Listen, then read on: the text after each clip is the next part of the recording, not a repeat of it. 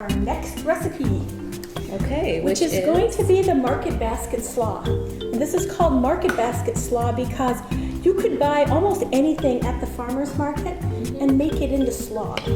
It's my words to live by is when in doubt, make slaw. And plus we want to get ingredients that are in the season. That's right. So right now we're chopping up some fennel. Yep, this is fennel. We also have some beautiful spring bok choy to put in it and apples. And so this is going to be a slaw. But what we're going to use here is the bulb of the fennel. And I'm going to take out this little heart.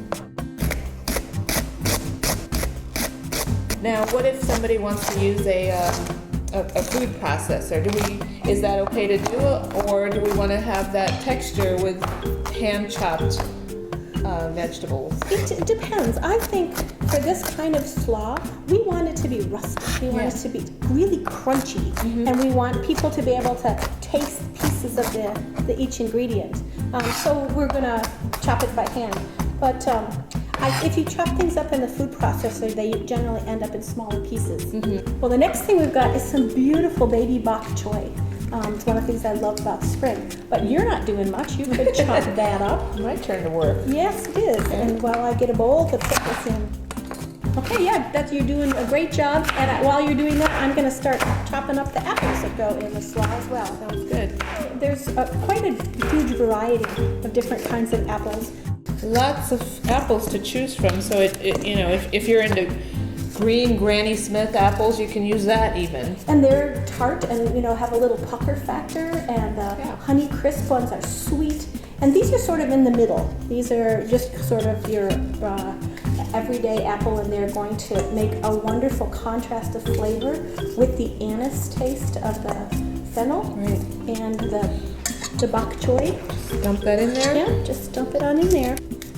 So we've got 2 ingredients in here now. We've got the bok choy, actually 3. We've got the fennel, we've got the bok choy, and the apples. And if you want to finish up those bok choy, sure. I'll finish up this apple and we'll be ready to dress the slaw. All right, now we're going to put the dressing on here. We'll start with a little bit of real meal, and this is fresh ground pepper.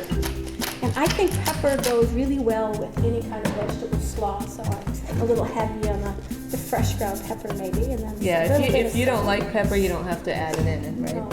And you don't have to use the big chunks of fresh ground. Some people don't. I like it personally. This is red wine vinegar, and it's going to give it a wonderful tang. Now, some people add sugar at this point. You can do that. You can experiment, or you could add honey for some kind of sweetness. But I like the slaw to be more savory and less sweet, so I'm not going to add it in. And we're going to stir this up, and I can just smell that vinegar mixing with the apples. The flavors of things. It smells really good. Yeah. So later on, when we try all these things, you're going to be surprised. But it's actually good for slaw, like potato salad, to sit around in the fridge for a little bit and let all the flavors mingle. So that's what we're going to do.